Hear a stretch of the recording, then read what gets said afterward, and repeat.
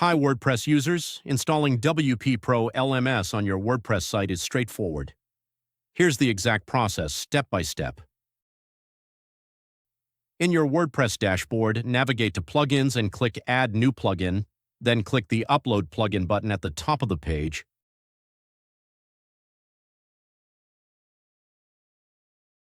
Click Choose File, select WP-Pro-LMS.zip, then click Install Now. WordPress will upload and unpack the plugin automatically.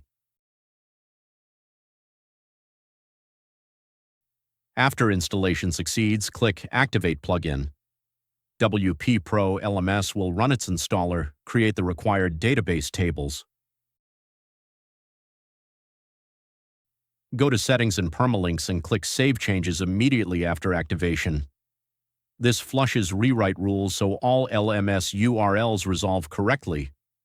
Go to WP-Pro-LMS and click Courses and click Add New.